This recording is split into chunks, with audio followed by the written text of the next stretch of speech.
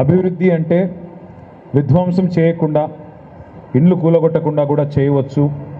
అభివృద్ధి అంటే సుందరీకరణ అంటే ఎవరి కొంపలు కూల్చకుండా కూడా చేయవచ్చు అని చెప్పడానికే ప్రత్యేకంగా ఈరోజు మనం ఈ మూసీ పరివాహక ప్రాంతంలో గతంలో 5.5 కిలోమీటర్ల పొడవున ఆనాడు సుధీర్ రెడ్డి గారి నాయకత్వంలో, కేసీఆర్ గారి మార్గదర్శకత్వంలో మూసీ తీరాన ఒక్క ఇల్లు ముట్టకుండా, ఒక్క ఇల్లుని చెదరగొట్టకుండా కొంత 5.5 కిలోమీటర్ల పరిధిలో 6 కోట్ల రూపాయలతో ఏ సుందరీకరణ కార్యక్రమాలు అయితే చేశామో, ఫుట్పాత్లు, ఓపెన్ జిమ్లు, అట్లాగే బ్రహ్మాండమైన ఒక ఫ్లాగ్ పోస్టు, మంచి క్రీడా ప్రాంగణాలు, వాటితో పాటు ల్యాండ్స్కేపింగు, ఇవన్నీ కూడా మీకు చూపెట్టడానికి, సుందరీకరణ అంటే ఇట్లా కూడా చేయవచ్చు, ప్రక్షాళన అంటే ఇట్లా కూడా చేయవచ్చు అని ప్రజలకు కూడా తెలియజెప్పడానికే ప్రత్యేకంగా ఈరోజు ఇక్కడికి రావడం జరిగింది.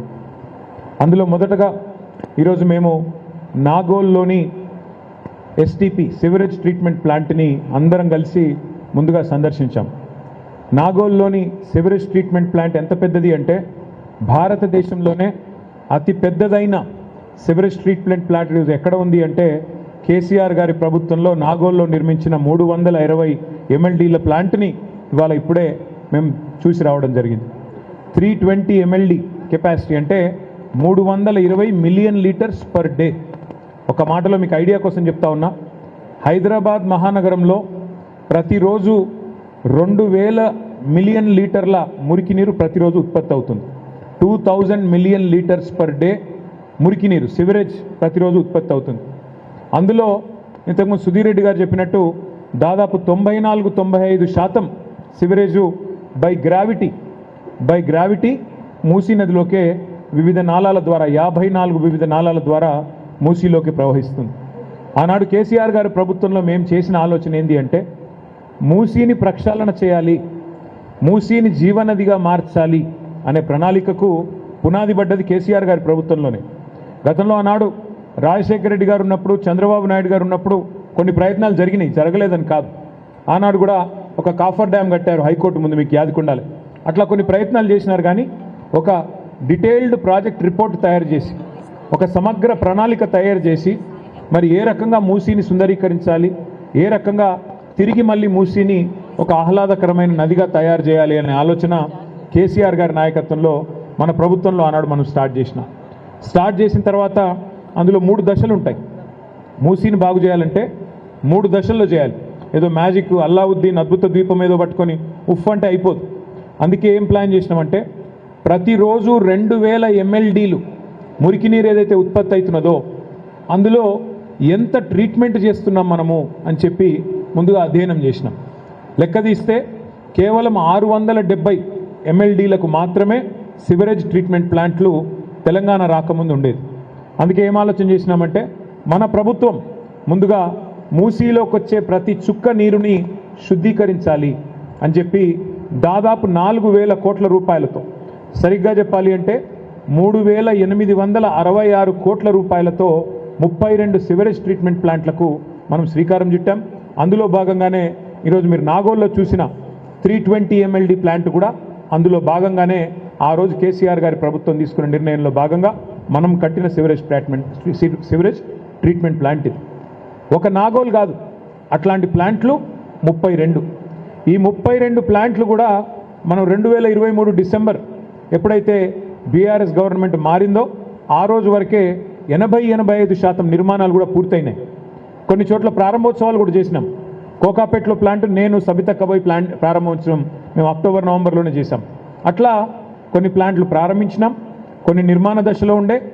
అల్టిమేట్ ఎయిమ్ ఏంది అంటే, అల్టిమేట్ గోల్ ఏంది అంటే ఆ రోజు మూసీలోకి వచ్చే ప్రతి మురికి నీటి చుక్క 94% ఏదైతే గ్రావిటీ ద్వారా వస్తుందో అది ట్రీట్ చేయబడి రావాలి అనే ఉద్దేశంతోనే ఆ రకంగా 4000 కోట్లతో మరి మూసీలో మొదటి దశకు ముందడుగు వేసింది కేసీఆర్ గారి ప్రభుత్వం. ఆనాడు చైర్మన్గా సుధీర్ రెడ్డి గారు ఉన్నారు, మంత్రులుగా నేను, సబితక్క, మల్లన్న, మహమూద్ అలీ గారు, తలసాని శ్రీనివాస్ యాదవ్ గారు, మేమందరం కూడా ఉన్నాం. తర్వాత ఇవాళ మేము చూసినాం నాగోల్లో ట్రీట్మెంట్ చేసిన తర్వాత నీళ్లు ఎట్లా మారుతాయి, ఆ మురికి నీరును ఎట్లా శుద్ధీకరిస్తారు. మాకు అక్కడ ఇంజనీర్లు చూపెట్టారు, సార్ ఇగో ఇది శుద్ధి చేయకముందున్న నీళ్లు ఇట్లా ఉన్నాయి, శుద్ధి చేసిన తర్వాత సెకండరీ లెవెల్ ట్రీట్మెంట్ చేసిన తర్వాత ఇట్లా ఉంటాయి సార్ అని చెప్పి వారు చూపెడతా ఉన్నారు. మరి ఆ నీళ్లు దేనికి ఉపయోగపడతాయంటే నిర్మాణ రంగంలో వాడచ్చు, ట్రీటెడ్ వాటర్, ల్యాండ్స్కేపింగ్కి వాడచ్చు, అట్లాగే నదిలోకి వదలడానికి మళ్ళీ మురికి నీరు శుద్ధీకరించి వదిలితే కనీసం జంతుజాలానికి అట్లాగే చెట్లకు ఇబ్బంది లేకుండా చక్కగా పెట్టవచ్చు. ఇది మొదటి దశ. రెండవ దశలో ఏమనుకున్నామంటే మనం మరి పూర్తి స్థాయిలో సెకండరీ ట్రీట్మెంట్ చేసిన తర్వాత కూడా నీళ్లు తాగే నీళ్ళ స్థాయిలో ఉండవు. అందుకే గోదావరి నీళ్ళని తీసుకురావాలి అని చెప్పి కాళేశ్వరం ప్రాజెక్ట్ ఏదైతే కేసీఆర్ గారు ఆనాడు డిజైన్ చేసి మరి నిర్మాణం చేశారో ఆ కాళేశ్వరం ప్రాజెక్టు నుంచి వచ్చిన గోదావరి నీళ్ళని మన మూసీలోకి తీసుకొని రావాలా అని ప్లాన్ చేసినాం. మనకు అత్యంత సమీపంలో ఉన్న రిజర్వాయర్ ఏంది అంటే కాళేశ్వరంలో కొండపోచమ్మ సాగర్ రిజర్వాయర్, గజ్వేల్ నియోజకవర్గంలో కొండపోచమ్మ సాగర్ రిజర్వాయర్ ఉంటుంది. ఒక ఐడియా కోసం చెప్తా ఉన్నా మీకు. మనకి హైదరాబాద్ భూభాగం ఏదైతే ఉందో 535 మీటర్ల మీద ఉంటుంది. హైదరాబాద్ సముద్ర మట్టానికి Hyderabad 535 metres above sea level ఉంటుంది. కానీ కొండపోచమ్మ సాగర్ 618 నుంచి 620 మీటర్ల పైన ఉంటుంది కొండపోచమ్మ సాగర్. కొండపోచమ్మ సాగర్ యొక్క కెపాసిటీ 15 టీఎంసీలు. 15 టీఎంసీలు అంటే 15 హుస్సేన్ సాగర్ల సామర్థ్యంతో సమానం, 15 ట్యాంక్ బండ్ల సామర్థ్యంతో సమానం.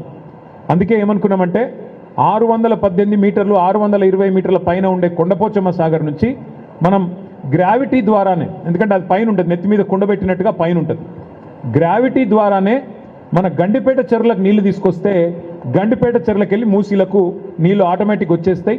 వచ్చేసిన తర్వాత ఎప్పటికీ కూడా మూసీలో శుద్ధమైన నీళ్లు ఉండాలన్న ఉద్దేశంతో కొండపోచమ్మ సాగర్ నుంచి గండిపేట చెరువుకు నీళ్లు తెచ్చే ప్రాజెక్టుకు కూడా ఆమోదం తెలిపింది కేసీఆర్ గారి ప్రభుత్వమే. మే 2023 సంవత్సరంలో ఆనాడు క్యాబినెట్లో మేమందరం మంత్రులుగా ఉన్నాం. కేవలం 1100 కోట్ల రూపాయలతో గోదావరి నీళ్లను గండిపేట చెరువులో పోయడానికి కూడా ప్రణాళికలకు ఆమోదం తెలిపింది కూడా కేసీఆర్ గారి ప్రభుత్వమే. అయితే మూసీలో ఒక విచిత్రమైన పరిస్థితి ఉంటుంది. మీరు పశ్చిమ భాగం మూసీ అంటే అక్కడ ఓఆర్ఆర్ వెస్ట్ నుంచి చూస్తే మూసీ, ఓఆర్ఆర్ ఈస్ట్ దాకా ఇంకా కింది దాకా చూస్తే గట్కేసర్ దాకా చూస్తే మూసీ దాదాపు 55 కిలోమీటర్ల ఈ ప్రాంతం మొత్తం అక్కడికి వెళ్ళి ఇక్కడ దాకా. అయితే ఈ 55 కిలోమీటర్ల పరిధిలో మూసీ నీళ్లు ఒక చుక్క కూడా ఆగదు, కిందికి పోతానే ఉంటుంది. ఎందుకంటే అక్కడి నుంచి ఇక్కడి వరకే ఈ 55 కిలోమీటర్ల పశ్చిమ మంచిరేవుల నుంచి గట్కేసర్ దాకా చూస్తే 84 మీటర్లు కిందికి అవుతుంది మూసి. అంటే కిలోమీటర్కి 1.5 మీటర్ల డ్రాప్ ఉంటుంది. అంటే నీటి చుక్క ఒకటి కూడా ఆగదు. నీళ్లు వస్తే పోతూనే ఉంటాయి తప్ప ఆగవు. మరి నీళ్లు ఆగితేనే కదా ఇక్కడ రేపటి రోజున బోటింగ్ కానీ టూరిజం స్పాట్స్ కానీ వీటిని డెవలప్ చేయొచ్చు. ఏం చేయాలని ఆలోచన చేస్తే 15 బ్రిడ్జిలు మంజూరు చేసి మూసీ మీద అటుకెళ్ళి పోవడానికి రావడానికి 15 బ్రిడ్జిలు మంజూరు చేసి ఆ బ్రిడ్జిల కిందనే road bridge cum check dam కింద చెక్ డ్యాము పైన బ్రిడ్జు మంజూరు చేసింది కేసీఆర్ గారి ప్రభుత్వం. ఇది కూడా కేసీఆర్ గారి ప్రభుత్వంలో 15 బ్రిడ్జిలకి 545 కోట్ల రూపాయలతోని మంజూరు ఇచ్చినాము. శంకుస్థాపనలు కూడా మేమే చేశాం. ఫిర్జాదిగూడ మాజీ మేయర్ గారు ఇక్కడ ఉన్నారు. పత్తులగూడలో కూడా నేను సుధీర్ రెడ్డి గారు వచ్చి మేము ఇక్కడే శంకుస్థాపన చేసినాం. మా కాలేరు వెంకటేష్ గారు, మా సుధీర్ రెడ్డి గారు వచ్చి మూసారంబాగ్ బ్రిడ్జ్ కూడా మేమే ఆనాడు ఇక్కడ శంకుస్థాపన కూడా చేసినాం. అట్లా 15 బ్రిడ్జిలు మూసి మీద మంజూరు కూడా చేసుకున్నాం. దాని కింద చెక్ డ్యామ్ కట్టి ఆ గోదావరి నీళ్ళను అంటే ఈ 55 కిలోమీటర్ల పరిధిలో 15 బ్రిడ్జిలు కట్టి దాని కింద నీళ్లు ఉండేటట్టు, నీళ్లు నిల్వ ఉంటే అక్కడేమన్నా టూరిజం కార్యక్రమాలు కూడా చేయొచ్చు, బోటింగ్ కానీ ఇంకోటి కానీ పిల్లలు ఆడుకోవడానికి కానీ ఈ ప్రాంతాన్ని సుందరీకరించవచ్చు అని ఆలోచన చేసినాం. అది కూడా మంజూరు చేసినాం. మరి ఇవాళ పరిస్థితి ఏంటి అంటే ఇవన్నీ మంజూరు చేసి కట్టిన ఇల్లు పెట్టిన పొయ్యిలాగా ఒక వడ్డిచ్చిన విస్తర్లాగా బంగారు పల్లెంలో పెట్టి రేవంత్ రెడ్డి గారికి అప్పచెప్పినాం. ఆయన చేయాల్సిందల్లా